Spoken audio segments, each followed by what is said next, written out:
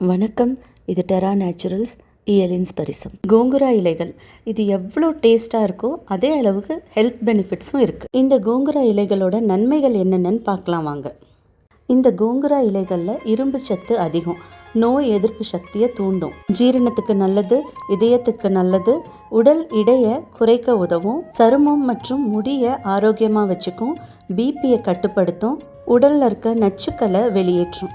கோங்குரா இலைகளை வச்சு பச்சடி, பருப்பு பொடி, பலாவ், ஊறுகாய், ரசம், சிக்கன், மட்டன் கிரேவி எல்லாம் பண்ணலாம்.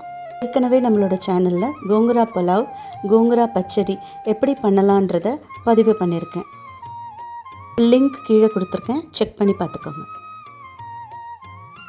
இந்த பதிவில் கோங்குரா பொடி எப்படி பண்ணலான்னு பார்க்கலாம் வாங்க. கோங்குரா இலைகளை சுத்தமாக 2-3 தடவை கழுவி எடுத்துக்கலாம். கழுவின இலைகளை ஒரு துணியில் நீட்டாக பரப்பி நல்லா காய வச்சு எடுத்துக்கலாம். காய வச்சு எடுத்த இலைகளை நல்லா பவுடராக அரைச்சி வச்சுக்கோங்க. இந்த பொடியை சுவைக்காகவும் நம்மளோட ஹெல்த் பெனிஃபிட்ஸ்க்காகவும் டெய்லி சமையலில் கொஞ்சம் கொஞ்சம் சேர்த்துட்டு வரலாம். இந்த பொடியை சப்பாத்தி, தோசை, இட்லி, ரைஸுன்னு எல்லாத்துலேயுமே சேர்த்து சாப்பிட்டு வரலாம்.